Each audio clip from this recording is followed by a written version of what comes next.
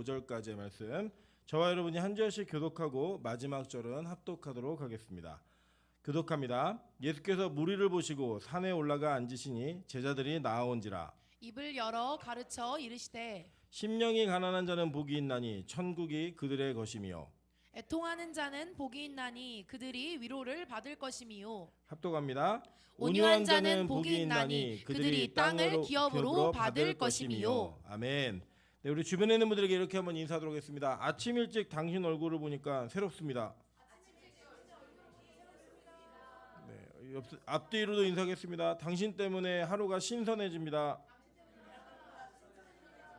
네, 비온 뒤에 날씨가 조금 수그럽다고 생각했는데 오늘 햇살이 그렇게 뭐 시원하진 않더라고요. 따뜻한 햇살은 없다고 이렇게 누가 얘기를 했는데, 하나님께서 우리에게 주시는 이 계절의 변화 속에서 우리의 믿음도 좋은 방향으로 변화될 수 있고 우리의 신앙도 변화될 수 있는 귀하고 복된 은혜가 있으시기를 주님의 이름으로 축원합니다. 네, 오늘은 마태복음 26번째 강의 시간입니다. 5장 1절부터 5절까지의 말씀을 가지고 부동산 불패라고 하는 제목으로 하나님 말씀 증거하도록 하겠습니다.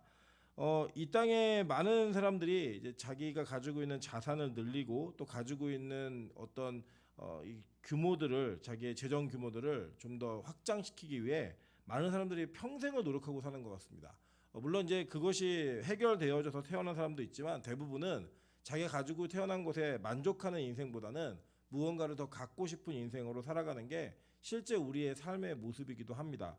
그런 차원에서 또 이 우리 대한민국이라고 하는 이 국가는 굉장히 빠른 속도로 나라가 발전해 왔고, 그 발전하는 경제 속도와 여러 가지 환경의 변화들에 정확하게 자기 자신의 어떤 방향성을 이렇게 적절하게 변화시킨 사람들은 무언가 재정적인 부유함과 또 여유를 선점하면서 지금까지 왔습니다. 그 가운데서 절대로 변하지 않았던 대한민국의 공식 하나가 뭐냐면, 부동산을 사면 절대로 손해보지 않는다, 이런 원칙이 좀 우리 사람들 사이에 자리 잡은 것 같아요. 그러다 보니까 이제 어떻게 보면은 좀 문제도 생기는 것 같고, 집값이 오르락내리락 하기도 하지만 결론적으로 10년 전, 15년 전, 20년 전으로 돌아가면 결국 땅이나 집을 산 사람이 결국은 승리했다라고 말할 수 있는 그런 원칙이 이 땅 가운데서는 유효하게 우리에게 적용되어지고 어필되는 것 같습니다. 그러한 차원에서 오늘 이 마태복음 5장 5절인 온유한 자에 대한 내용을 들어보면 굉장히 매력적인 단어입니다. 그죠? 온유한 자는 복이 있대요. 그죠? 그런데 그들에게 뭐가 기업으로 얻어진대요? 땅이 기업으로 얻어진다라고 얘기합니다. 그럼 이제 이 내용만 딱 그냥 표면적으로 읽으시면 와, 이거 되게 좋다라고 얘기할 수 있는데, 또 우리는 또 이 본문을 원래 예수님이 말씀하신 그 의미가 무엇인지를 발견하는 게 중요하겠죠. 그런 내용들을 찾아가는 시간들을 먼저 갖도록 하겠습니다. 먼저는 이 말씀이 주어진 배경을 다시 한번 좀 점검하면서 나가기를 소망합니다. 그래야지만 이 내용이 어떤 내용인지 좀 알 수 있거든요. 보시면 마태는 세리로서 원래 레위 지파 출신이었던 제사장이었습니다. 이 제사장 가문에서 태어난 레위는 자신이 가지고 있었던 교육 환경과 성장 배경 속에서 율법이라고 하는, 특별히 하나님의 말씀의 중심이었던 토라, 모세오경을 정확하고 분명하게 이해하며 그의 머릿속에 아주 깊숙이 새겨놓은 그런 사람이었다는 거예요. 그래서 이 마태복음 5장까지 오는 그 과정 속에 마태는 유대인들에게 이 복음을 전달하고 싶었고, 그 유대인들에게 이 복음을 전달하는 과정 속에 마태가 모티브로 삼았던 성경은 출애굽기였습니다. 그래서 이 마태복음 5장의 산상수훈까지 오기까지에 출애굽기하고 그대로 대입되는 모습들이 그대로 드러난다는 거예요. 그래서 먼저는 족보가 소개되죠. 1장에 족보가 소개됨으로써 야곱의 70인이 애굽에 내려간 그 족보를 대칭하는 그런 구도를 만들어 놓고, 이 2장에 가면은 뭐 어떤 일이 벌어지죠? 태어날 때 헤롯에 의한 죽음의 이런 일들이 벌어지죠. 그래서 그게 바로에 의해서 죽임을 당했던 어린 아이들의 모습들, 나일강에 던졌던 강의 위협의 그 내용들이 있습니다. 그 다음에 3장에 가면 세례를 받잖아요. 그죠? 그 세례는 뭐였어요? 홍해 바다를 건너는 사건을 통하여 그 세례가 이 예수님의 세례와 대칭이 되게 배치를 해놓고, 이 4장에 가면은 예수님께서 그 산에 올라가서 유대 광야에서 이렇게 시험 받으시는 장면이 나오잖아요. 그죠? 40일 금식하시면서 그 장면은 정확하게 뭐와 대칭이 됐죠? 모세가 40일 동안 산에 올라가서 율법을 받는 모습으로 대칭이 되었어요. 그리고 난 다음에 이 5장에서는 예수님께서 산에 올라가 앉으시고 그 산으로 하나님의 말씀을 들어야 되는 백성들이 모이는 거예요. 구약에서는 어땠죠? 구약에서는 그 산에 아래 어떤 경계를 정하고 못 들어오게 했었거든요. 근데 그들이 들어왔단 말이에요. 이 들어오는 과정을 통하여서 신약과 구약의 이 연결고리 속에 무언가 확장되어지고 변화되는 게 무엇이었냐면 하나님께서 구원받은 자들에게 복음을 그 하나님의 영광을 그대로 재현하며 보여주신다라는 거예요. 그러니까 즉 뭐냐면 오늘 이 산상수훈을 듣는 사람들은 이미 구원받은 백성들이 하나님의 말씀을 직접 듣는 장면으로 묘사되고 있는 겁니다. 그러니까 이 산상수훈은 어떤 행동 강령을 이야기하는 게 아니에요. 너 이렇게 하면은 이런 복 받을게. 뭐 이렇게 하면은 이런 복이 있을 거야라고 얘기하는 게 아니라 헬라어 원어가 뭐라 그랬죠? 복 있는 자여라고 선언을 한 다음에 복 받은 자들에게 들려주는 해석이고 복 받은 자들이 너희가 무슨 복을 받았는지를 설명해 주는 내용이었다라고 이야기했습니다. 그죠? 이 내용은 너 이렇게 온유하게 살면 땅을 복으로 받는다가 아니에요. 원래 쓰여진 문장 자체가 뭐냐면 이런 거예요. 직역을 하면 이런 겁니다. 하늘의 신령한 복을 받는 자는 온유하다. 그는 땅을 기업으로 얻는다. 이거예요. 그러니까 하늘의 신령한 복을 받은 자가 온유한 사람이라는 거예요. 그리고 그 온유함을 받은 자에게 땅이 기업으로 주어진다라고 이야기하는 내용입니다. 그리고 오늘 이 설교의 전체 내용은 이 온유한 자가 받는 복에 대한 땅에 대한 복, 즉 복받은 자가 받는 땅의 기업이 어떠한 내용을 내포하고 있는지를 그 의미적으로 살펴보려고 합니다. 그래서 첫 번째는 온유하다라는 개념이 무엇인가를 살펴볼 거고, 두 번째는 그 온유한 자들, 복받은 자들에게 주시는 땅이 그 기업이 어떤 의미인지를 정확히 살펴보면서 우리가 진짜 추구해야 될 복이 무엇이고 우리의 일생을 투자해야 될 그 내용이 무엇인지를 다시 한번 살펴보는 귀한 은혜의 시간들을 누리도록 하겠습니다. 자, 먼저 온유한 자는 복이 있다라고 얘기한 이 온유함이 무엇인가라는 것도 한번 살펴볼게요. 자, 먼저 이런 게 있습니다. 이 땅에서는 많은 언어들이 존재해요. 그래서 이 언어 간에 문화적 간극이 있습니다. 때때로는 우리가 너무 쉽게 통용하고 서로 이해할 수 있는 단어가 다른 나라 말에는 없는 단어들이 있어요. 마찬가지로 다른 나라 말들은 정확하게 그 내용적 의미를 전달하고 있는데 우리나라 사람들은 이해하기 어려운 단어들도 있습니다. 그런 차원에서 지금 이 내용을 어떻게 보시면 되냐면 지금 이 단어들을 사용하고 말하고 듣는 사람들은 다 히브리인들이에요. 그죠? 히브리인들인데 지금까지는 여기에서는. 그런데 이 문장과 글이 무슨 언어로 쓰여졌죠? 헬라어로 쓰여진 거예요. 코인의 헬라어로 쓰여졌어요. 그리고 이 사람들은 아람어로 대화를 했어요. 그러니까 굉장히 복잡한 내용들이 담겨져 있습니다. 그러나 중요한 건 뭐냐면 우리가 아무리 일제 치하에서 일본어를 교육받고 사용했어도 그걸 사용하고 있는 민족의 마인드가 사라졌을까요? 그렇지 않았겠죠. 그죠? 그래서 지금까지 이어져 온 거잖아요. 그게 사라지지 않았듯이 이 유대인들이 사용하고 있는 헬라적 단어 그리고 그 아람어 속에도 유대인들이 사용하고 있는 유대인들만의 정서와 문화가 언어 속에 분명히 담겨져 있는 거예요. 그러니까 이거는 무시할 수 없는 겁니다. 그래서 어떤 단어는 꼭 표현할 수 없는 단어들이 있거든요. 예를 들면 여러분 아시는 바처럼 베레시트라고 하는 태초에라는 단어가 이 창세기 1장 1절에 나오고 요한복음 1장 1절도 태초라는 단어가 나와요. 아르케라는 헬라어인데 이 헬라어와 이 히브리어 베레시트는 전혀 다른 의미예요. 그런데 우리나라 말로는 똑같이 표현할 수밖에 없어요. 다른 단어가 없기 때문에. 그래서 둘 다 태초에 이렇게 쓰였지만 두 가지의 내적 의미는 전혀 다른 의미입니다. 그래서 유대인들이 쓰고 있는 온유하다라는 단어는 히브리어로 아나라는 뜻이에요. 단어예요. 근데 이 아나라는 단어의 뜻이 뭐냐면 고난당하다, 굴복하다, 자기를 낮추다, 괴롭히다 이런 뜻입니다. 그러니까 이 온유하다라는 것은 우리가 얘기하는 타고난 기질적으로 온순하다, 착하다 이런 의미가 아니라 그 내용적인 의미로서는 고난당함과 굴복함과 자기를 낮춤과 괴롭힘을 당하는 그런 내용들을 그 온유함이라는 단어 속에 내포하고 있는 거예요. 동시에 이 헬라인들이 쓰는 온유하다는 단어, 지금 오늘 여러분이 읽는 그 단어가 이 프라우스라고 하는 단어로 쓰여졌어요. 헬라어로는. 이 단어는 여러분이 이해하시는 게 맞아요. 착하다, 순하다 이런 의미의 단어입니다. 그런데 이 그러니까 그 성경을 쓰고 있는 이 마태가 자기가 의미하고자 하는 이 히브리어를 헬라어로 옮길 때 적당한 단어가 없는 거예요. 딱 맞는 단어가. 그래서 요 단어를 갖다 쓴 거예요. 이해되시죠? 그러나 이 단어를 썼던 이 마태에게는 유대적 정서가 있을까 없을까요?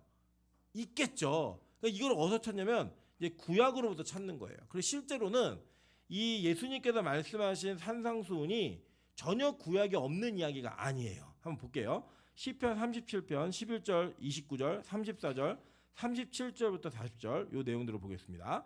자, 시편 37편 11절입니다.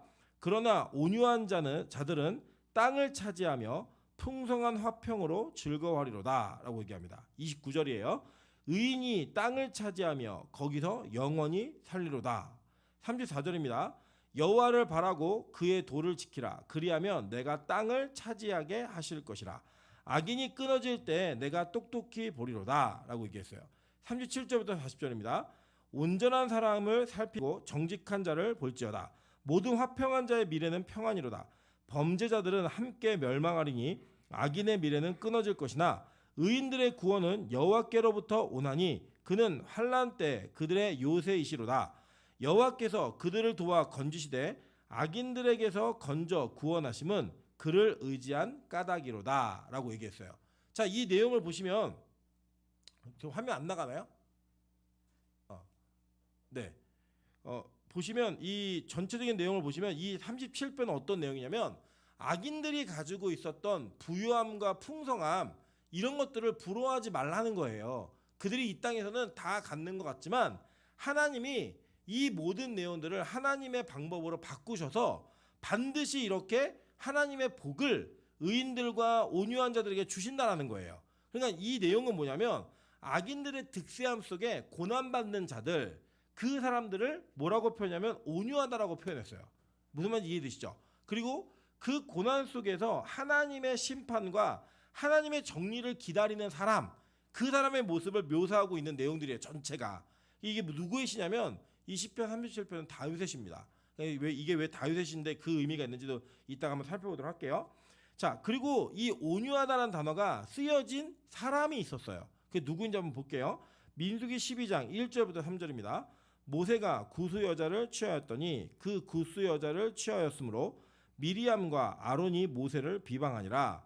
그들이 이르되 여호와께서 모세와만 말씀하셨느냐 우리와도 말씀하시지 아니하셨느냐 하매 여호와께서 이 말을 들으셨더라. 이 사람 모세는 온유함이 지면의 모든 사람보다 더하더라 라고 얘기해요. 여러분 잘 보시면 이게 뭔가 안 맞지 않습니까? 예를 들면 이 지금 민수기 12장 1절부터 3절까지의 내용만 딱 보시면 모세의 온유함을 칭찬하는 내용 같은데 그 칭찬하는 상황이 어떤 상황이냐면 모세가 구스 여자를 취한 것 때문에 지금 형이었던 그리고 누나였던 미리암과 아론에게 뭔가 질책당하고 막 공격받고 있는 거예요. 그죠? 그런 상황에서 모세가 온유하다라고 얘기하는 겁니다. 예를 들면 이런 상황에는 더 맞는 내용이 뭐냐면 모세가 착해서 싸우지 않았다. 내지는 뭐 모세가 이런 싸움에는 뭐 말을 정말 잘했기 때문에 지지 않았다. 이런 내용으로 이렇게 채워져 있어야 뭔가 아다리가 맞는다는 거예요.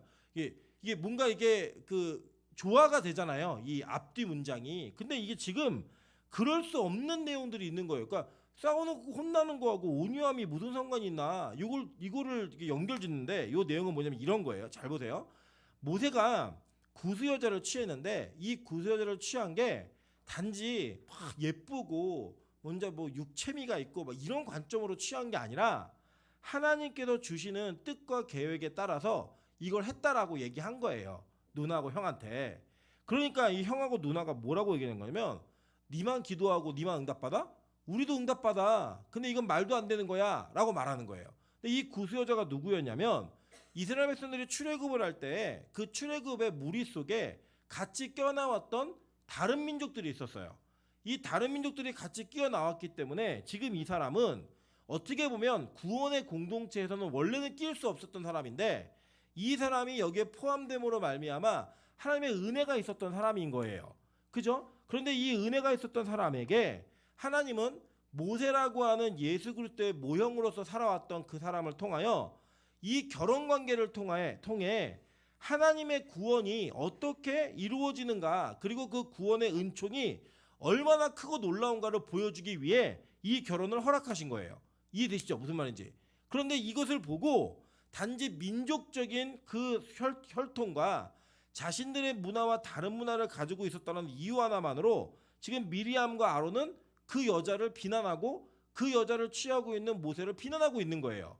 그런데 이거는 누구의 뜻이냐면 하나님의 뜻이었던 거예요. 그러니까 그 하나님의 뜻 때문에 그가 고난을 당하고 있는 거예요. 지금 핍박과 고난. 이게 마치 이게 보시면 뭐예요? 예수님이 십자가에 돌아가시면서 죄인들을 구원하실 때 그 죄인들과 먹고 마시며 아내를 삼기 위해 노력하고 있는 그 예수 그리스도의 행보와 모든 사역들을 누가 비판했어요? 의롭다고 자기 스스로 증명했던, 자기 스스로 자기의 의를 붙들었던 사두개인들과 바리새인들이 그를 비난했잖아요. 그 내용과 동일한 장면으로 이게 모형이 되어지는 거예요. 그때 예수님이 그들의 비난과 혼란, 심지어는 십자가의 고통까지도 감내해내셨던 이유가 뭐였죠? 하나님이 그것을 원하셨기 때문이에요. 그래서 그 원하는 하나님의 은혜 속에 그가 고난당하고 자기를 낮추고 괴롭힘을 당하는 모든 것들을 참아낸 것, 그걸 뭐라고 얘기하는 거예요? 온유함이라고 얘기하는 거예요. 성경은. 그래서 여기에 이 모세의 온유함이라고 할 때 그 히브리어가 바로 아나라고 하는 단어입니다. 이해되셨죠? 무슨 말인지? 자, 그러니까 지금 마태복음에 보시면 예수님이 동일하게 자신을 온유하다라고 표현하시는 단어가 있는데 그 단어가 같은 의미들을 내포하고 있어요. 한번 볼게요. 마태복음 11장 28절부터 30절입니다. 수고하고 무거운 짐진 자들아 다 내게로 오라. 내가 너희를 쉬게 하리라. 나는 마음이 온유하고 그죠? 겸손하니 나의 멍에를 메고 내게 배우라. 그리하면 너희 마음의 쉼을 얻으리니 이는 내 멍에는 쉽고 내 짐은 가벼움이니라 하시니라 라고 얘기합니다. 자, 여기 보니까 예수님께서 수고하고 짐진 자들을 다 내게로 오라고 얘기했는데 그렇게 얘기하시면서 내가 너희를 쉬게 하겠다라고 말씀하셨어요. 그죠? 그러면서 나는 마음이 온유하다라고 할 때 이 헬라어가 바로 프라우스라고 하는 그 단어예요. 지금 우리가 알고 있는. 그리고 겸손하니라고 얘기할 때 이 헬라어가 타피노스라는 단어인데 이 단어의 뜻도 뭐냐면 짓눌린, 천한, 초라한, 겸손한 이런 뜻이에요. 그러니까 이 두 가지 단어, 이 헬라어로 쓰여진 프라우스가 그냥 그 단어 순수하게는 착하다, 순하다 이런 뜻이지만 이 히브리적 의미인 아나라는 단어의 의미를 담고 있을까요, 없을까요? 있겠죠, 그죠? 그래서 이게 뭐랑 붙어 있는 거예요? 타피노스라고 하는 이 겸손한 단어가 붙어 있는 거예요, 지금 이 두 가지가. 그런데 예수님께서 뭐라고 얘기냐면 수고하고 무거운 짐진 자 다 내게 오라는 거예요. 그 짐 나에게 맡기라는 거예요. 왜냐? 내 짐은 가볍다는 거예요. 내 짐은 내 멍에는 쉽고 짐이 가볍대요. 근데 여러분 예수님의 멍에와 그 짐이 뭐였어요? 십자가였잖아요. 이게 가볍다고 얘기하시는 거예요, 지금. 왜요? 하나님이 정해놓으신 거기 때문에 그 정해놓으신 것을 감당할 수 있는 그 은혜를 주실 거라고 예수님은 자기의 인생을 어떻게 하신 거냐? 아나 속에서 프라우스와 이 타피노스 속에서 그 십자가의 그 멍에를 감당하신 거예요. 이거를 뭐라고 성경은 얘기하면 이게 온유하다라는 거예요.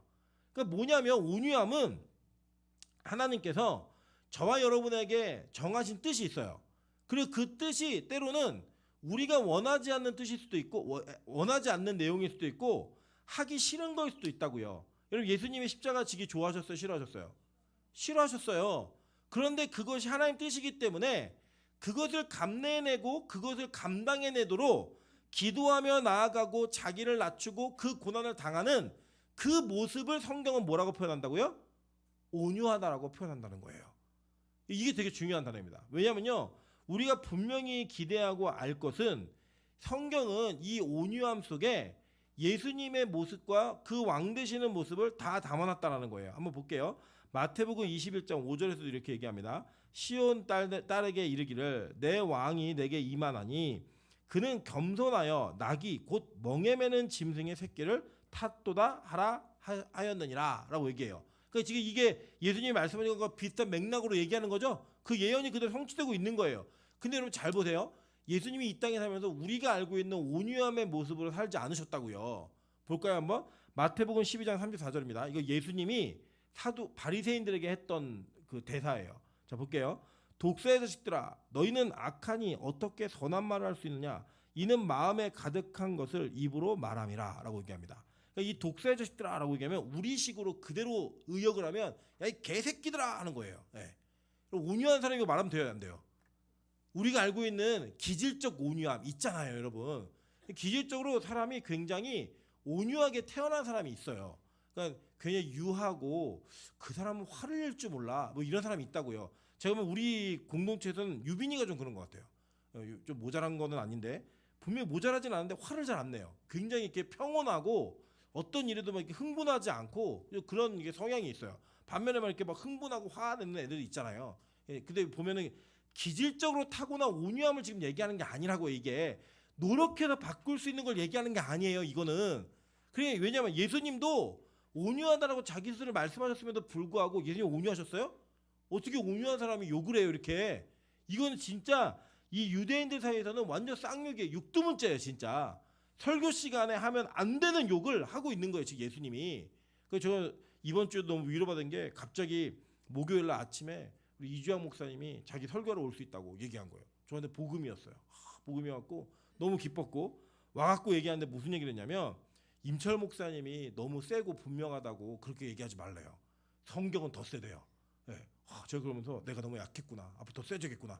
뭐 이런 각오를 다지면서 결의를 한번 한 기억이 있는데 이 뭐냐면 성경에서 말하고 있는 예수님 그리고 선지자들의 이야기들을 보면요. 온유한 성품 없어요. 여러분 예수님이요. 성전에서 어떻게 하셨나 한번 볼게요. 요한복음 2장 15절입니다. 다 같이 한번 읽어볼게요. 시작.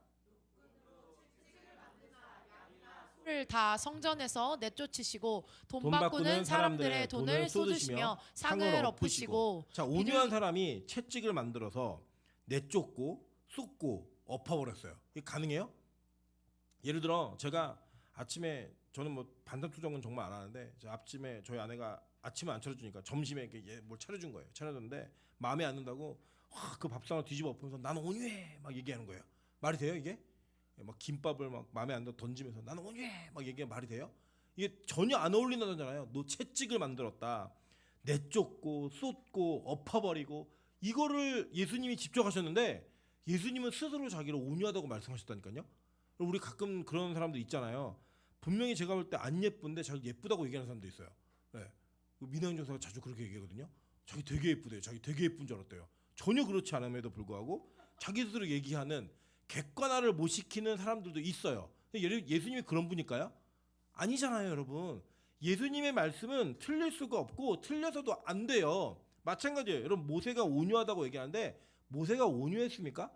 여러분 모세가 막 돌판 깼죠, 그죠? 돌판 깨고 여러분 그 범죄한 사람들 막 그 금 녹여갖고 막 먹여요, 막 먹으라 그러고 야 칼 들고 나와. 그래서 칼 차는 애들 레위인들 보고 너네 이쪽 끝 저쪽 끝까지 하면서 걸린 사람 다 죽여 얘기했고요. 실제로 하나님이 너 반석을 명해서 물이 나오게 했더니 그 가지고 내가 언제까지 너희들 책임지자 그러면서 바위를 막 때리면서 물 터져 막 소리 질렀다고요.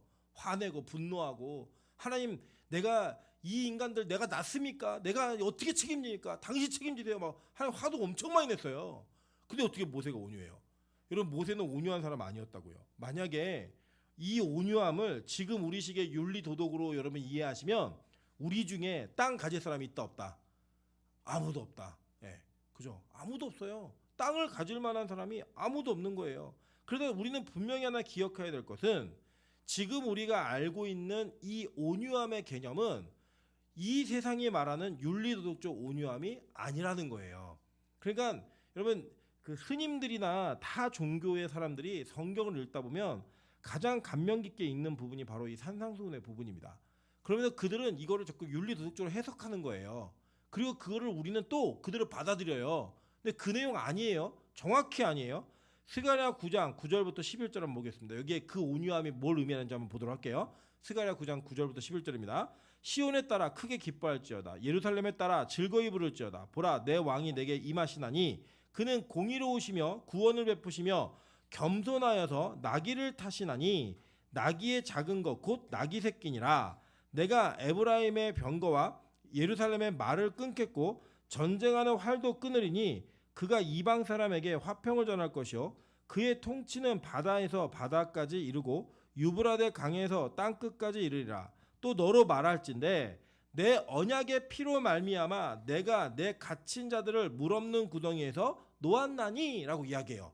그러니까 이미 스가랴서에 뭘 예언하고 있냐면 이 예수 그리스도의 온유함으로 그 언약의 피로 말미암아 물 없는 구덩이에 있는 자들을 해방시킨다는 이야기가 있는 거예요. 예언이.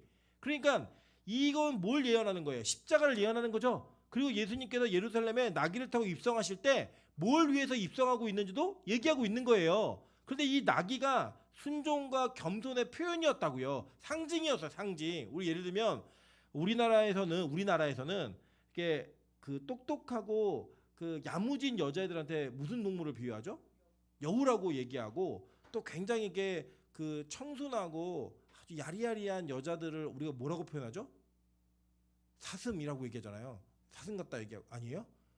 토끼 같은 마누라, 토끼 같은 새끼들, 뭐 이렇게 예쁜 새끼 얘기할 때 이게 비유하는 것처럼 유대인들에게 나귀는 순종의 상징이었어요. 순종의 상징. 그러니까 어떤 멍에를 지우고 어떤 짐을 지어놔도 그거를 그대로 주인의 명령을 따라 복종하는 그런 것들을 표현하는 상징으로서 나귀가 상징되어진 거예요. 그러니까 여러분 이 온유함이 뭔지 이해되시죠? 이 겸손하다는 단어가 온유예요.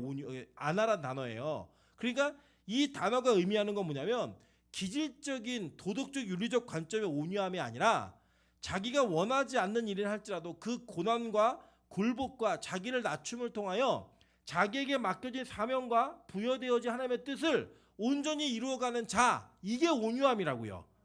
성경이 말하고 있는 뜻은 바로 그거예요. 그래서 이 온유함이라는 단어를 우리 인간에게 요구할 때 성경은 어떻게 요구하고 있는지를 한번 보도록 할게요.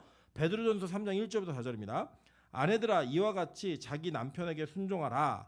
이는 혹 말씀을 순종하지 않는 자라도 말로 말미암지 않고 그 아내의 행실로 말미암아 구원을 받게 하려 함이니 너희의 두려워하며 정결한 행실을 봄이라. 너희의 단장은 머리를 꾸미고 금을 차고 아름다운 옷을 입는 외모로 하지 말고 오직 마음에 숨은 사람을 온유하고 안정한 심령에 썩지 아니할 것으로 하라. 이는 하나님 앞에 값진 것이니라 라고 얘기합니다.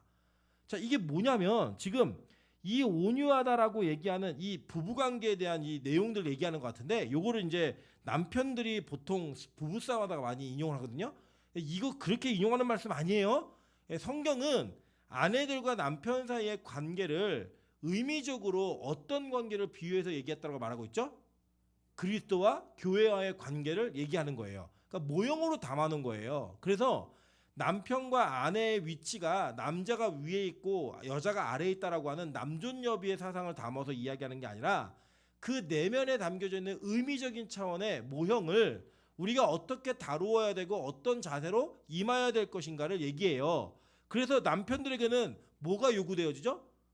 아내를 그렇죠. 죽기까지 사랑하래요. 그리스도께서 교회를 위하여 자기의 몸을 내어주신 것처럼 그게 뭐예요? 십자가에서 돌아가신 것처럼 아내를 사랑하라고 얘기해요. 그러니까 이 남편이 아내를 위해 죽을 각오가 없는 사람은 아내에게 순종하라고 말할 수 있다 없다?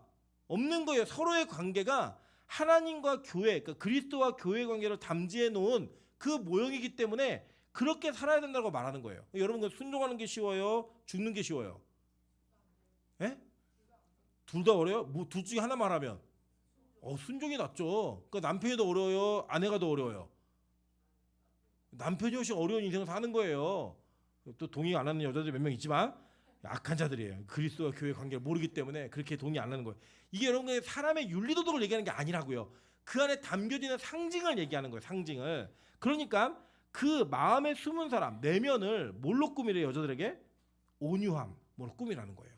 교회, 그러니까 즉 교회는 그리스도가 명령하면 내가 싫더라도 그거를 고난과 굴복하며 자기를 낮춤을 통하여서 괴로울지라도 그걸 감당하는 것으로 자기를 단장하라는 거예요. 제가 아침에도 민정상 때 엄청 분노했어요. 왜 분노했냐면 뭘 한다 이게 뭘 구분을 어떻게 음식을 잘. 그래서 와 결혼하면 너 어떻게 하려고 그랬더니 그러니까 뭐라고 얘기냐면 자기는 다 아무것도 안 할 거예요. 남편이 다 해줄 거래요. 와, 그 얘기 제가 너무 화가 나갖고 야, 나는 너 같은 여자 안 만나고 싶다고. 노력하려는 게 뭔가 자기가 힘들더라도 내가 사랑하는 남자가 생기면 열심히 잘 챙겨줘야겠다. 그래서 제가 저기 따로 남자친구랑 만나려고 그래요. 진지하게 면담하면서 이 결혼 쉽지 않겠다 얘기를 좀 하려고 제가 마음 먹고 있는데, 이 내용이 뭐냐면 우리가 때로는 어떤 관계 속에 어려움이 있을 수 있어요. 그 어려움을 하나님께서 정해놓으신 뜻에 따라 내가 순종으로 가는 길이라면 어려워요, 힘들어요, 못해요가 아니라 그걸 감당해내고 그것을 아멘으로 화답하는 게 그게 뭐래요? 온유라는 거예요. 그게 내가 할 줄 몰라도 노력해 보는 거예요. 열심히. 예를 들면 저희 아내도 요리를 진짜 못하거든요. 근데 가끔 저희 노력을 해요. 그 노력을 한 다음에 뭔가 안 되니까 배우려고 해요. 그래서 해주면 또 비슷하게 맛이 나요. 그게 바로 아내의 진정한 모습이라는 거예요. 진정한 아름다운 현숙한 여인은 저희 집에 있습니다. 노력함으로 자기가 할 수 없는 일인데 노력하는 거예요. 노력. 그게 뭐냐? 그리스도와 교회의 관계라는 거예요. 여러분, 우리가 어떻게 죄를 안 져요? 우리는요, 죄 자체가 우리의 본성이에요. 죄인으로 태어났기 때문에. 여러분은 너무 죄송한 표현이지만 우리는 숨 쉬는 게 죄예요. 그냥 숨을 쉬면서 연장하는 생명 속에서 여러분이 계획하고 뜻하고 고민하고 기대하는 모든 것들이 다 여러분의 소욕과 욕심 연결 안 되는 게 뭐가 있어요? 없잖아요. 오늘도 부동산 불패 그러니까 막 땅 사야 되나? 여러 가지 고민도 되고 막 이렇게 하실 분들이 계실 거라고 믿어요. 그런데 끝까지 보세요. 여러분, 우리가 이러한 과정 속에서 우리의 죄의 모습이 너무나 분명하고 여실함에도 불구하고 하나님께서 그것을 원하지 않으시면 그거를 싸우고 고치고 힘들어도 참아내는 거예요. 예를 들어서 여러분, 예배 시간에 안 뛰쳐나가고 싶은 사람이 어디 있어요? 저도 나가고 싶어요 하다가 그만하고 싶다. 안 오고 싶다. 오늘 이번 주 쉬었으면 좋겠다. 이런 마음이 왜 없어요? 지난주에도 우리 민정 집사가 묻는 거예요. 추석 때 우리 예배 다 드리네요. 와, 제가 그 얘기 듣는데 그걸 어떡하지? 쉴까? 뭐 별의별 생각 다 드는 거예요. 다 동의가 되고 막 이런 거예요. 모르겠어요. 기도 중이에요. 어떻게 하실지 모르겠지만 너무 그 말이 달콤한 거예요. 그래서 제가 마음속으로 이 사탄아 물러가라 얘기하면서 어떻게 될지를 기도하고 하나님 뜻대로 이게 이끌어 갈 거예요. 근데 그걸 참아내는 거예요. 내 기질과 본심은 예배를 드리고 싶은 사람이 어디 있어요? 솔직히 다 싫어요. 그런데 그거를 감내내는 거, 그게 뭐예요? 온유함이에요. 그 뜻 안에서 그걸 감당해내는 거예요. 여러분, 진짜 꼴배기 싫은 사람들 있죠. 굉장히 고개를 크게 끄덕이는 사람도 있는데 누군지 뭐 묻지는 않겠습니다. 우리 안에 정말 꼴배기 싫은 사람이 있고 꼴배기 싫을 때가 있어요. 내 주변에 있는 사람이. 그게 뭐 부인이고 자식이고 심지어 연인 사이에서도 어떤 특정한 때에는 저 인간 때문에 못 살겠다. 심지어 부모 자식 간에도 그런 때가 있어요, 없어요? 있다고요. 많아요. 그죠? 정말 많은데 그 많음 속에서 하나님이 이 사람을 나에게 맡기셨고 이 관계를 하나님이 이루셨으니 내가 이 관계 속에 그걸 참아내겠다라고 하면서 그 사람을 참고 기다려주는 거, 이게 뭐예요? 온유함이라고요. 이게 바로 히브리어 아나에 담겨져 있는 뜻인 거예요. 그게 하나님 뜻이라면 그걸 감내내는 거예요. 그리고 이 온유함이 있는데 그거를 막 울그락불그락 막 참는 거, 이게 아니에요. 뒤에 보니까 온유하고 안정한, 이 헬라어가 헤시키오스라는 단어인데 이게 고요하고 방해되지 않는 이 자리까지 가라는 거예요. 엄청나죠? 그죠? 심령에 썩지 아니할 것을 알아. 이는 하나님 앞에서 값진 것이니라 라고 얘기합니다. 또 한 가지 우리에게 성경이 이 온유함을 이해했던 바울이 우리에게 요구한 게 있어요. 자, 빌립보서 2장 5절부터 8절입니다. 너희 안에 이 마음을 품으라. 곧 그리스도 예수의 마음이니 그는 근본 하나님의 본체시나 하나님과 동등됨을 취할 것으로 여기지 아니하시고 오히려 자기를 비워 종의 형체를 가지사 사람들과 같이 되셨고 사람의 모양으로 나타나사 자기를 낮추시고 언제까지요? 죽기까지 복종하셨으니 곧 십자가에 죽으심이라. 이게 뭐예요? 이게 바로 온유함이라는 거예요. 이게 온유함이라는 거예요. 여러분, 이 온유함은 우리의 힘으로 할 수 있다 없다? 없는 일이에요. 이거는 절대 없는 일이라고요. 불가능한 일이에요. 그래서 이 땅에서 내가 온유한 것처럼 행색을 하고 가장을 하고 가면을 쓰면 뭔가 복이 있다라고 하는 개념이 아니라 이거는 하나님의 은혜가 임해야지만 나타날 수 있는 거예요. 참고 기다리고 하나님의 뜻 때문에 고난 당하는 그 시기를 철저하게 기다리며 살아가는 사람들, 이 사람들을 온유하다고 얘기하는 거예요. 다시 한번 볼게요. 원래 여러분 오늘 이 마태복음 5장 5절의 말씀은 시편 37편이 모티브인 게 맞죠? 그죠? 그런데 이 시편 37편에 온유한 사람의 특징이 무엇인지를 너무 구체적으로 이야기해놨어요. 그럼 한번 보도록 할게요. 시편 37편 1절부터 10절입니다. 악을 행하는 자들 때문에 불평하지 말며 불의를 행하는 자들을 시기하지 말지어다. 그들은 풀과 같이 속히 배임을 당할 것이며 푸른 채소와 같이 쇠잔할 것이미로다. 여호와를 의뢰하고 선을 행하라. 이게 온유한 사람에게 요구되어진 하나님의 말씀이에요. 이 다윗이 쓴 시예요. 여러분 다윗이 어떤 일들을 겪었냐면 잘 생각해 보시면 다윗이 압살롬에게 쫓겨고 도망갈 때 그 베냐민 지파의 시므이가 다윗을 쫓아옵니다. 근데 어떻게 쫓아왔는지 아세요? 돌 던지면서 저주하면서 쫓아와요. 네가 흘린 피가 네 머리로 돌아간다. 막 얘기해요. 그랬더니요 옆에 있었던 아비새가 칼을 꺼내면서 저 새끼 죽여버릴게요. 얘기해요. 그랬더니 이 다윗이 말려요. 야, 네가 제가 나한테 욕을 해서 지금 네가 화를 내는 거야? 내비둬. 저거 하나님이 시키신 거면 어떡하라고. 그냥 가자. 그러면서 그 돌을 맞으면서 가요. 참아내는 거예요. 여러분 다윗이 얼마나 그 상황 자체가 이게 모멸스러웠겠어요. 자식에게 쫓겨가지고 맨발로다가 머리를 풀어헤치고 막 도망가고 있는 자신의 그 모습을 그냥 위로해주고 막 응원해주는 게 아니라 막 더 욕을 하는 거예요. 됐다가 거기다가 또 돌 던지면서 막 저주를 해요. 저주를 퍼부어요. 거 봐, 네 남 피 흘리지, 니도 그렇게 망하네. 그러면서 돌 던지고 쫓아오는 그 인간, 그냥 끝까지 쫓아오면서 그걸 하는 거예요. 그랬더니 어떻게 하면 돼요? 지금 자기 옆에는 군사가 있어요. 아직 저 한 놈은 죽일 수 있는 군사가 있다고요. 그걸 참아내는 거예요. 그냥 감내내는 거예요. 여러분 그랬던 이 다윗이 이 시를 쓰면서 보세요. 여호와를 의뢰하래요. 그리고 선을 행하래요. 그걸 갚지 말라는 거예요. 자기 힘으로. 계속 볼게요. 땅에 머무는 동안 그의 성실을 먹을거리로 삼을지어다. 또 여호와를 기뻐하라라고 얘기해요. 그럼 여호와를 기뻐하래요. 기뻐하라. 온유함이 되게 힘들죠, 그죠? 그냥 기질적으로 참으면 되는 줄 알았더니 그 정도 수준이 아니에요 이게. 그 더군다나 거기 기뻐하래요. 그가 내 마음의 소원을 내게 이루어 주시리로다. 내 길을 여호와께 맡기라. 첫째로 맡기라는 거예요. 하나님을 의지하면서 믿고 신뢰하라는 거예요. 그를 의지하면 그가 이루시고 내 의를 빛같이 나타내시며 내 공의를 정오의 빛같이 하시리로다. 여호와 앞에 잠잠하고 참고 기다리라. 아무 말도 하지 말고 참고 기다리는 거예요. 이거 되게 어렵죠. 우리 보통 그러거든요. 제가 저희 아내하고 무슨 어떤 결혼 초기에 문제가 생겨갖고 막 화를 낼 때 이랬어요. 내가 3년을 참았어. 막 이랬더니 저희 아내가 그 말에 되게 미안해하더라고요. 그래서 제가 되게 그때 못된 마음에 이렇게 얘기해요. 너도 3년 참으라고. 나도 3년 참았으니까. 이렇게 얘기했어요. 근데 이게 뭐예요? 저는 너무 정당했어요. 그 시기에는 내가 3년이나 참았다. 이거예요. 그게 뭐예요? 내 의인 거예요. 제 의. 그래 내가 이만큼 나도 내 의를 보였으니 너도 그만큼 의를 보여. 이 얘기를 하는 거죠. 그게 우리 인간의 모습이에요. 내가 너한테 5만 원짜리 선물을 하면 니도 나한테 5만 원짜리 해야 돼. 이거잖아요. 기브 앤 테이크. 공평한. 그러니까 정확하게 주고받음이 가치가 분명하게 어느 정도 엇비슷해야 그게 이루어지는 관계가 이 땅의 관계예요. 그래서 여러분 우리는요. 우리가 노력하고 열심히 한 것만큼 우리는 생색을 냅니다. 반드시 생색을 내요. 그게 우리 인간이에요. 근데 그게 이루어지지 않으면 우리는 입으로 떠들어요. 절대 기다리지 않아요. 근데 온유한 자는 어떻게 한대요? 하나님 앞에서 잠잠하고 참고 기다리는 거예요. 심지어는 기도하면서도 참고 기다리는 거예요. 말하지 않고. 그게 온유함이에요. 자기 길이 형통하며 악한 꾀를 이루는 자 때문에 불평하지 말지어다.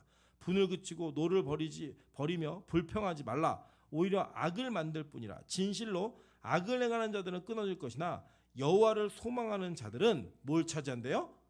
땅을 차지하리로다. 온유함이 이건 거예요. 온유함이. 그러니까 여러분 이 온유함은 우리의 힘으로 할 수 있다 없다? 없다. 절대 없어요. 절대. 그런데 이 온유함의 증거가 나타나야지만 땅을 기업으로 받는다는 거예요. 이 내용들이. 그래 보세요. 그 뒤에 보니까 잠시 후에는 악인이 없어지리니 내가 그것을 자세히 살필지라도 없으리로다.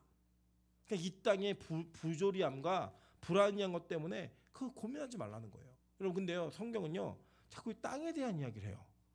너무나 매력적으로 이 땅에 대한 이야기 한다고요. 예를 들어 우리 이럴 수 있잖아요. 와, 임철 목사님이 개인 땅을 10,000평을 가지고 있대. 여러분 그럼 되게 부러울 것 같아요? 안 부러울 것 같아요? 어느 땅이어도 땅이 10,000평이 있대. 그럼 부러우세요? 안 부러우세요? 부럽잖아요. 저는 요새 제일 부러운 교회가 땅 있는 교회예요. 땅 있는 교회. 자기 땅이 있는 교회가 너무 부러워요. 그 땅이. 여러분 이 땅이 그 땅일까요? 지금 말하는 이 내용 한번 보도록 할게요. 땅에 대한 약속은요. 제일 먼저 받은 게 아브라함이에요. 아브라함이 하나님께 어떤 약속을 받냐면 창세기 12장에서 내가 지시할 곳으로 가라고 그 땅 내가 줄 거라고 얘기를 했어요. 그러니까 이 아브라함은 땅에 대한 약속을 믿고 온 거예요. 그리고 이 땅을 하나님이 어떻게 하시겠다라고 말씀하셨냐면 이 창세기 17장은 할례를 허락하시는 장면 속에서 이루어지는 언약이에요. 한번 볼게요. 이제후로는 내 이름을 아브람이라 하지 아니하고 아브라함이라 하리니 이는 내가 너를 여러 민족의 아버지가 되게 함이니라. 내가 너를 심히 번성하게 하리니 내가 내게서 민족들이 나게 하며 왕들이 내게로부터 나오리라. 내가 내 언약을 나와 너 및 내 대대 후손 사이에 세워서 영원한 언약을 삼고 너와 내 후손의 하나님이 되리라. 내가 너와 내 후손에게 내가 거류하는 이 땅 곧 가나안 온 땅을 주어 영원한 뭐가 되게 하겠대요? 기업이 되게 하겠다라고 얘기했어요. 왜냐? 이 기업이 되게 하고 나는 그들의 하나님이 되리라 라고 얘기했습니다. 이 기업이라는 히브리어가 아후자라는 단어인데 소유, 상속에 의한 재산이어서 빼앗기지 않는 이게 세습되는 자산을 기업이라고 얘기하는 거예요. 그러니까 첫 번째는 아브라함에게만 땅을 약속한 게 아니라 이 아브라함에게 준 땅은 네 자손들 대대로 이어서 계속 갖는 땅이 될 거야 라고 얘기하는 거예요. 이게 바로 성경에서 약속한 하나님이 땅을 기업으로 주겠다라는 언약에 담겨져 있는 의미예요. 땅의 의미. 자, 계속 볼게요. 출애굽기 6장 8절입니다. 내가 아브라함과 이삭과 야곱에게 주기로 맹세한 땅으로 너희를 인도하고 그 땅을 너희에게 주어 기업을 삼게 하리라. 이건 히브리어 모라샤라는 단어가 쓰였는데 이 단어의 뜻 역시 유산, 소유물, 상속 이거예요. 그러니까 이 땅은 그 가문 속에 그 사람에게 허락되어진 그것이 계속 이어져서 그 땅에 대한 소유권을 빼앗기지 않는 거예요. 너무 좋죠. 네, 너무 좋은 땅이에요. 출애굽기 15장 7절, 17절 한번 읽겠습니다, 여러분. 시작. 내 산에 심으시리이다. 여호와여 이는 주의 처소를 삼으시려고 예비하신 것이라. 주여 이것이 주의 손으로 세우신 성소로소이다. 자, 하나님께서 백성을 인도하사 그들을 주의 기업의 산에 심겠다고 얘기했어요. 근데 이 주의 기업, 이 기업이 바로 나하라라는 단어인데 이것도 이 단어의 뜻은 뭐냐면 유산, 상속, 목, 분배 이거예요. 하나님이 분배로 목으로 이렇게 그 산에다가 백성들 갖다 심어버린다는 거예요. 그 뭐예요? 땅을 주겠다는 거죠. 그걸 기업으로 각자 함께 하겠다고 얘기하신 거예요. 그게 뭐예요? 성소라고 얘기한 거예요. 그러니까 이게 뭐냐면 지금 땅에 대한 개념이 점점 구체적이고 명확하게 드러나고 있는데 아브라함과 야곱, 이삭과 야곱에게 언약되어진 그 기업은 여호와의 산, 그 산에 심겨진 백성들에게 연속되어지는 개념으로 이어지고 있는 유산인 거예요. 그러니까 이 자산은 누가 받는 거예요? 교회가 받는 거예요. 성소들이 받는 거예요. 거룩한 땅에 심겨진 자들이 받는 거라고 얘기하는 거예요. 근데 이 소유가 어디까지 보장되냐면요. 레위기 25장 28절 볼게요.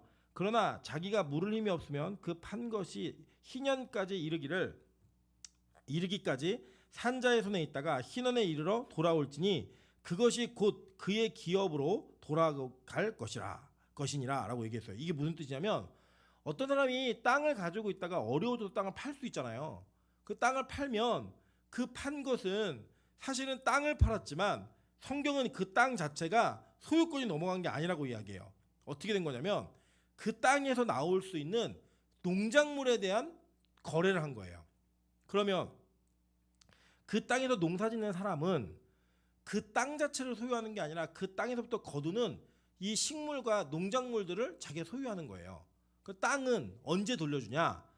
땅은 기본적으로 어떻게 돌려주라고 얘기했냐면 첫 번째는 주변의 형제들 중에 이 땅값을 갚아낼 수 있는 힘이 있는 사람이 있어 그 땅을 갚아주래요.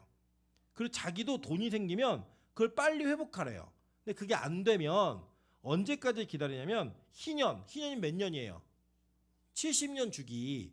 그 희년까지 기다리면 땅은 아무 조건 없이 돌아오는 거예요. 다시.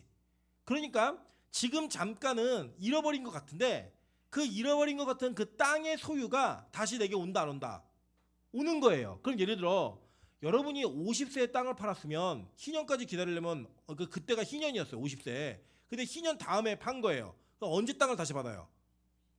120에 받는 거잖아요. 그때가 살아있을 수 있어요 없어요? 없잖아요. 그럼 그 땅은 누구에게 가요? 자녀에게 가는 거예요. 그리고 그 땅의 기업으로 계속 자기 가문을 벗어나지 않는 거예요. 그러니까 이 언약과 이 약속은 약속된 자들을 벗어나서 존재할 수 있어요 없어요? 없다고요. 그 이 땅은 원래 약속된 자들에게만 주어지는 땅인 거예요. 즉, 잘 보세요. 제가 왜 이야기를 길게 했냐면 이 땅은 그러면 마태복음 5장 5절에 약속된 땅은 온유한 자가 지금 이곳에 있는 땅을 많이 소유한다는 개념이 아닌 거죠. 예? 무슨 말인지 이해되세요?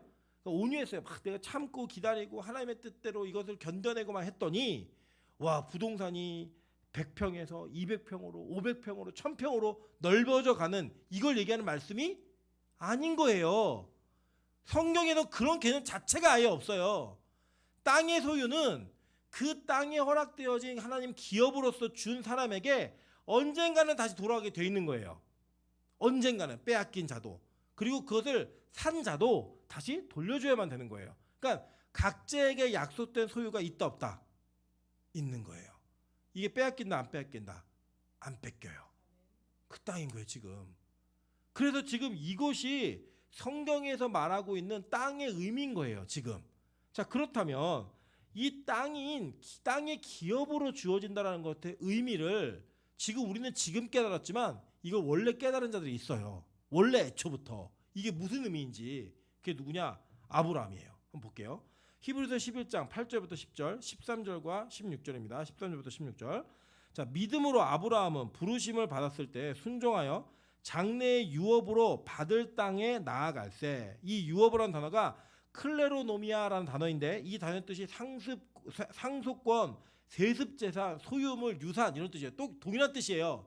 이걸 받을 땅에 나아갈세 갈 바를 알지 못하고 나아갔으며 믿음으로 그가 이방 땅에 있는 것 같이 약속의 땅에 거류하여 동일한 약속을 유업으로 함께 받은 이삭 및 야곱과 더불어 장막에 거하였으니 이 장막이 헬라어로는 스케네, 그러니까 천막, 초막 이 뜻이에요. 이게 지금 우리 2부 때 출애굽기 설교 그대로 이어져요. 너무 신기하게도. 근데 이 내용이 뭐냐? 이 아브라함이 유업으로 받을 땅을 기대하며 간 거예요. 그리고 그 약속을 누구도 받았어요. 자기 아들인 이삭도 받았고 손자인 야곱도 받았어요. 여러분 기억하셔야 될 건 야곱이 청소년기까지 아브라함 살아 있었어요. 이 가문이 그걸 다 받았어요. 그 약속을 동일하게 다 받았는데 이게 받은 사람들이 다 뭘 했냐면 장막에 살았다는 거예요. 장막에. 예. 여러분 한번 생각해 보세요. 여러분에게 땅이 있어요. 예를 들어서 여러분 땅이 있어요. 그러면 노원구 전체가 여러분 땅이에요. 상상만 해도 기쁘시죠? 예. 여러분 땅이에요. 그럼 여러분 여기에 이 땅에 뭘 하시겠어요? 땅이 있으면 집을 줘야죠. 살 집을. 그런데 이 아브라함하고 이삭하고 야곱은 이 땅이 자기들이 소유가 될 거라고 믿었고 그 땅에 거하고 있는데 뭘 짓고 살았대요? 텐트 짓고 살았대요. 천막에 살았대요. 계속. 이유가 뭐냐? 이는 그가 하나님이 계획하시고 지으실 터가 있는 성을 바랐습니다. 라고 얘기해요. 이 성이 헬라어로는 폴리스예요. 여러분 폴리스 아시죠? 네. 경찰 폴리스 말고 이 폴리스 국가들, 도시 국가들 얘기할 때 그 배웠잖아요. 옛날 그리스 배우실 때 이 폴리스, 즉 진짜 성과 도시를 지금 내가 있는 땅이 아니라 어딘가에는 분명한 이 땅이 있다라고 바랬다라는 거예요. 그러니까 이 땅 자체가 우리의 최종적 목표지가 아니라는 걸 누구는 알았다? 아브라함은 알았다는 거예요. 그걸 이미 본 거예요. 뭘 어떻게 해요? 믿음으로. 그래서 13절부터 16절 한번 보겠습니다. 이 사람들은 다 믿음을 따라 죽었으며 약속을 받지 못하였을 때 그것들을 멀리서 보고 환영하며 또 땅에서는 이 헬라어로 이 땅은 게라는 단어인데 이 땅이 경작지예요. 근데 여러분 경작지가 뭐냐면 일을 해야지만 소산을 거둘 수 있는 땅을 경작지라고 얘기해요. 그죠? 근데 인간이 언제부터 농사를 경작해야만 했죠? 어? 원래는 태초부터 경작이 맡겨졌어요. 아바드라는 단어가 경작하다, 예배하다예요. 그런데 이 땅을 우리가 힘겹게 경작해야 되는 건 왜 그런 일이 벌어졌죠? 아담과 하와가 범죄함으로 말미암아 땅이 저주를 받았어요. 그 땅이 뭘래요? 엉겅퀴를 내 가지고 수고하고 땀을 흘려야 먹는 그런 땅이 되어버렸어요. 이 땅이. 그래 이 땅은 저주받은 땅이에요. 이 땅에서는 항상 경쟁하면서 사는 거예요. 항상 경쟁하면서. 그러면 제가 보니까요. 제가 어떤 그 글을 하나 게시판에 읽었는데 내용이 뭐냐면 이런 거예요. 어떤 대학교 서울대에 입학한 대학교 2학년생이 쓴 글이에요. 내용이 뭐냐면 자기는 고등학교 때 중고등학교 때 할 줄 아는 게 아무것도 없었대요. 그런데 집에서 자기한테 기대하고 바랬던 건 너 공부해라 했대. 공부해라. 그래서 그 공부를 하면서 자기 존재 의미를 찾았다는 거예요. 자기 존재 의미를. 왜냐? 자꾸 성적이 올라가니까 주위에 칭찬해주고 전교 1등을 하니까 어머니 아버지가 그렇게 기뻐하더래요. 그래서 자기는 자기 중고등학교 생활은 아무것도 없이 그냥 공부했다는 거예요. 친구도 없고 뭐 아무것도 없고 취미생활도 없고 무조건 공부했다는 거예요. 그래서 주변에 다 그렇게 얘기했대요. 너는 꼭 성공할 거야. 잘 될 거야. 계속 그런 얘기 들었다는 거예요. 그래서 자기가 그래서 서울대학교를 들어갔는데 우리나라 최고의 대학 아닙니까? 그래도 딱 들어갔는데 거기 들어갔더니 자기가 너무 무능한 사람이더래요. 왜 무능한가 봤더니 거기에는 이미 공부를 잘하는 건 기본으로 깔고 들어온 애들이에요. 다. 그러니까 거기서는 자기가 전교 1등 할 수 있는 가능성이 없는 거예요. 그리고 자기가 그 공부라는 게 자기의 장점이 되질 않으니까 할 줄 아는 게 아무것도 없다는 거예요. 취미도 없고 친구도 못 사귀었고 아무것도 없으니까 자기가 정말로 남들은 다 성공했다고 얘기하고 너무나 좋다고 얘기하는데 그 학교를 가서 할 줄 아는 게 아무것도 없는 무능한 자신의 모습이 너무 비참하더래요. 우리가 생각할 때 그러지 않습니까? 원래 우리는 서울대를 못 간 게 아니라 안 간 거잖아요. 그죠? 너무 공부만 하면은 인생이 너무 괴로우니까 우리 안 갔기 때문에 그걸 뭐 공감할 수는 없지만 여러분 우리가 누군가 서울대학을 갔다 그러면 되게 부러워하잖아요. 예를 들어 옆집에 누가 서울대 갔다, 뭐 누구 자녀가 서울대 갔다 그러면 우리 부모님들도 막 부러워하시다. 아이고 좋겠네. 근데 우리가 볼 때 경쟁에서 이겼다라고 얘기할 만한 그런 위치에 있는 사람이 거기에 가서 그게 얼마나 허무한지를 스스로 얘기하는 거예요. 그 경쟁을 치열하게 해서 전교생 400명, 500명 중에 1등을 해가지고 서울대학교를 갔는데 자기 거기서 1등이 아니더라는 거예요. 그러니까 자기가 그거 말고는 아무것도 할 게 없더라는 거예요. 여러분 이 땅이 그런 세계예요. 여러분 그렇게 해서 대기업을 가고 좋은 데 가면 여러분 행복할 거라고 생각하세요? 아니에요. 부자가 되면 행복할까요? 절대 그렇지 않아요. 우리는 이미 그렇게 가서 행복하지 않은 사람들은 수없이 많이 봤다고요. 수없이 많이. 대기업 회장이 자살을 하고 우리나라 최고의 권력자가 절벽에서 뛰어내리고 연예인들 그 많은 인기를 누렸던 사람들이 자기 스스로 목숨을 끊어내고 너무나 많이 봤잖아요. 남들은 그렇게 부러워서 미칠 것 같은 그 자리를 탐냈던 그 자리를 다 소유했던 자들이 그 모든 것들을 다 내려놓았어요. 이유가 뭔지 아세요? 가져봤더니 그게 자기 인생을 행복하게 하지 못하더라는 거예요. 치열하게 경쟁해서 올라갔는데 저희 아내가 그런 얘기 하더라고요. 저희 아내 이제 예체능 쪽에 있잖아요. 가르치는 그 영역 자체가 아이들 중에 약을 먹고 우울증 약을 복용하는 아이들, 수면제를 먹어야지만 잘 수 있는 아이들이 너무 많대요. 이유가 뭐냐면 동네에서 노래춤이라고 하면 걔는 안 빠지던 애였던 거예요. 근데 노래춤을 그래도 동네에서 좀 한다는 애들을 모아놓으니까 자기가 거기서 1등이 아닌 거예요. 제가 가서 한번 그 아내가 애들 시험을 치르는 거를 저희 아들하고 구경한 적이 있어요. 그냥 가가지고 구경을 했는데요. 저희가 봐도 일반인이 봐도 잘한다고 하는 애들이 모였는데 그중에 튀는 애가 있어요. 그중에 1등이 있다고요. 그 걔네들을 보면서 얘네들은 너무 절망하는 거예요. 내가 우리 동네에서 1등이었는데 노원구에서 얼굴이 1등이잖아요. 강남 가면 오징어예요. 네. 여기서 너무 여기 집에서 다 예쁘다고 해주죠. 부모님이 그거 믿고 어디 가서 예쁘다는 얘기 하지 마세요. 네. 가면은 여러분 정말로 이상한 취급받아요. 우리는 여기서 노원에서 굉장히 뭐 부자다. 강남 가면은 그냥 평범한 사람들이에요. 그냥 그런 일들이 비일비재하게 벌어지는 모습 속에서 갖는 절망은 뭐냐면 이 땅의 경작 여기서 무슨 복이 있을까 이걸 깨달은 거예요. 누가요? 아브라함이. 누가요? 이삭이. 누가요? 야곱이. 그래서 우물마다 파면 뺏기고, 그죠? 형 그 축복권을 받아냈더니 이 땅의 모든 모은 자산들 한 번에 다 뺏겨버리고, 아브라함이 여기저기 쫓겨다니고 가뭄 때문에 기근을 만나가지고 돌아다녀야 되는 그런 인생을 살면서 이 땅, 내가 밟고 있는 지금의 이스라엘, 그 팔레스타인 가나안 땅이 복의 목적지가 아니구나라는 걸 깨달은 거예요. 그래서요, 뭘 바래요? 하나님이 예배해 놓으신 땅이 있을 거라고 믿었던 거예요. 그리고 볼게요, 계속. 그래서 이 땅에서는 외국인과 나그네임을 증언하였으니, 여러분 이 외국인과 나그네가 망명자라고 얘기했죠? 네, 아무것도 없는 망명자예요. 나그네임을 증언하였으니 그들이 이같이 말하는 것은 자기들의 본향, 이 헬라어로는 파트리스인데 이게 조국이에요. 조국과 본향이 여기가 아니라 이거를 찾는 자임을 나타냅니다. 그들이 나온 바 본향 갈대아 우르를 생각하였더라면 돌아갈 기회가 있었으려니와 그들이 이제는 더 나은 본향을 사모하니 곧 어디에 있는 것이라? 하늘에 있는 것이라. 이걸 본 거예요. 이 땅의 그 치열한 경쟁 속에, 끝나지 않는 다툼 속에 깨달은 내용이 뭐냐면, 아, 여기가 복이 아니구나, 이걸 안 거예요. 이러므로 하나님이 그들의 하나님이라 일컬음을 받으심을 부끄러워하지 아니하시고 그들을 위하여 뭘 예비하셨어요?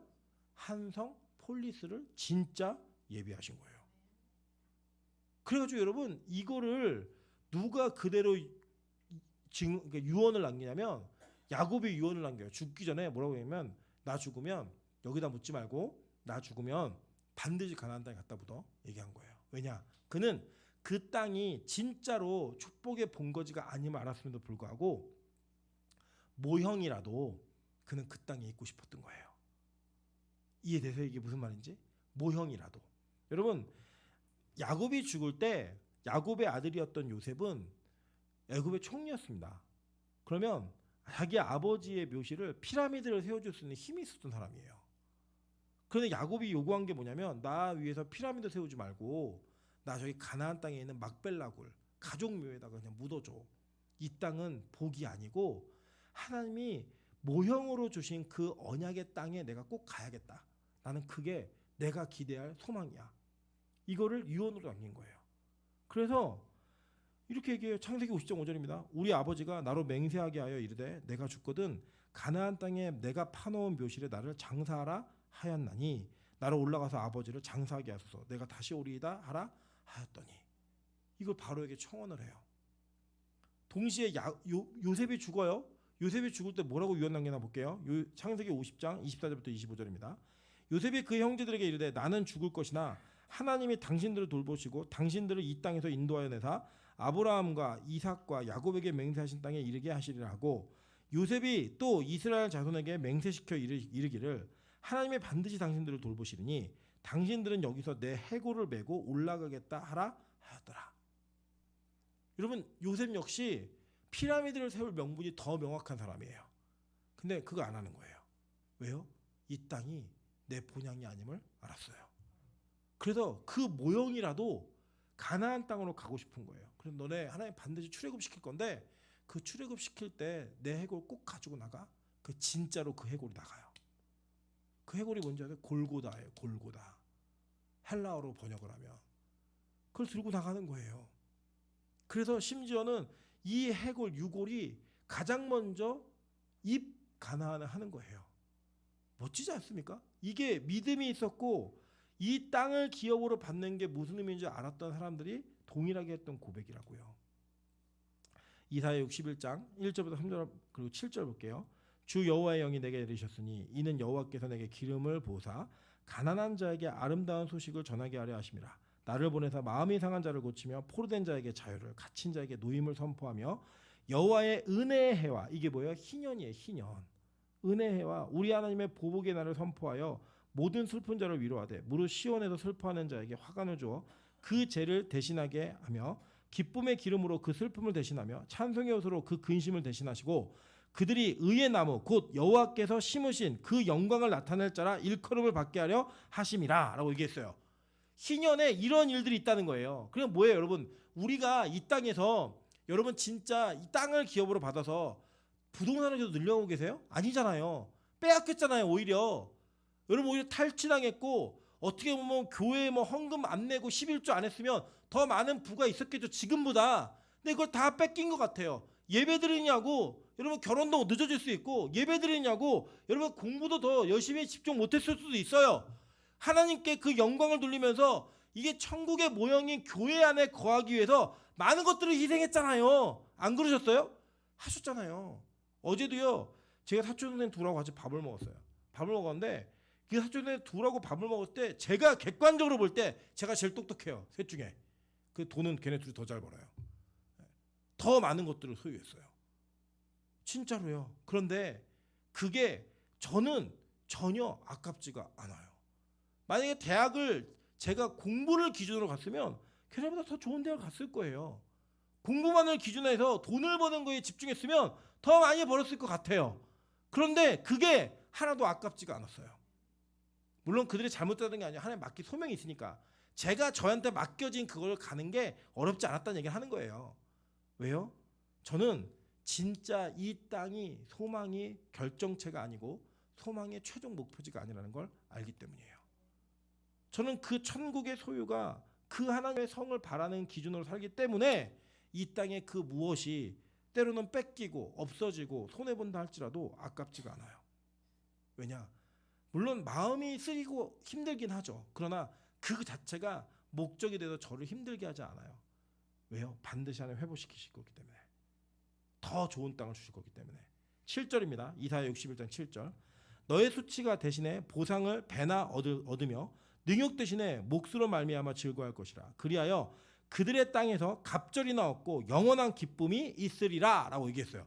갑절이나 얻는데 그 땅에서, 그들의 땅에서, 그 땅이 어떤 땅인데요? 보세요. 요한복음 14장 1절부터 2절입니다. 너희는 마음에 근심하지 말라. 하나님을 믿으니 또 나를 믿으라. 내 아버지 집에 거할 곳이 많도다. 이게 땅이에요. 그렇지 않으면 너희에게 일렀으리라. 내가 너희를 위하여 거처를 예비하러 가노니, 거처, 거할 곳을 예비하러 간다는 거예요. 이 영어로 맨션이라고 번역되어 있는데 딱 집을 예비해 놓고 땅을 예비해 놓으신 거예요. 그걸 보는 거예요. 그걸. 그리고 그게 언제 이루어져요? 계시록 21장 1절. 또 내가 새 하늘과 새 땅을 보니. 이게 약속되어 있다는 거예요. 그래서 천국을 믿는 자, 그 천국을 소망하는 자, 그들이 이미 복받은 자예요. 그래서 이 복받은 자는 온유함이 그 천국에 대한 소망 속에 나타나게 되는 거예요. 그 성경 그걸 얘기하는 거예요. 우리 힘으로 안 돼요. 내 스스로의 인격을 다듬어서 온유해진다? 불가능한 일이라고요. 참는 거지, 잠깐 견디는 거지 절대 그것이 이루어지지 않아요. 끊어지지 않는다고요. 내 안에는 죄성의 문제, 분노의 문제 절대 끊어지지 않아요. 이거는 인간의 기질과 성품을 얘기하는 단어가 아니에요. 뭐냐? 아까 제가 직역해드렸죠. 하늘의 신령한 복을 받은 자, 즉 천국의 복을 받은 자는 어떻게 해야 돼요? 온유하대요. 그걸 참는 거예요. 다 견디는 거예요. 왜요? 천국이 있으니까. 그래서 그는 진짜 그 천국을 기업으로 받는다는 뜻이에요. 이 복은. 저는요, 우리가 이 땅에서 정말 손해보고 살 수 있다고 생각해요. 그런데 여러분, 제가 절대 실패하지 않는 투자의 비법을 알려드릴게요. 하늘 부동산에 투자하세요. 절대 실패하지 않습니다. 그 하늘 부동산에 여러분 올인하세요. 인생 전체를 올인하세요. 가지고 있는 전 재산을 올인하세요. 절대 실패하지 않습니다. 부동산 불패의 신화는 대한민국에 있는 게 아니에요. 여러분 뭐 집값 요새 손해본 사람도 많잖아요. 불패가 깨질 수도 있어요. 그런데요, 천국의 부동산은 절대 실패하지 않습니다. 그것을 기대하며 나아가는 거예요. 그걸 믿으면서 참는 거예요. 여러분 지금도 부동산에 투자했는데 물리신 분들이 있잖아요. 영끌했는데 막 집값 내려간 사람도 있잖아요. 왜 참고 견딜까요? 왜 그걸 견디죠? 다시 올라간다라는 믿음이 있기 때문에 견디는 거예요. 그 이자를 물어내면서 이 땅에서도. 그죠? 천국의 그 부동산이 절대 실패하지 않는 여러분 자산이 될 수 있다면 여러분 이 땅에서 좀 투자해야 되지 않으시겠어요? 참고 견디고 인내하고 손해보고 괴로움을 당하고 고난받고 이 모든 것들을 견뎌내는 거예요. 왜요? 부동산 불패의 그 언약이 성경에 약속되어 있기 때문에. 천국 부동산에 정말 투자하시는, 그래서 그 투자 때문에 이 땅을 온유함으로 살 수 있는 저 여러분 되시기를 주님의 이름으로 축원합니다. 하지만 찬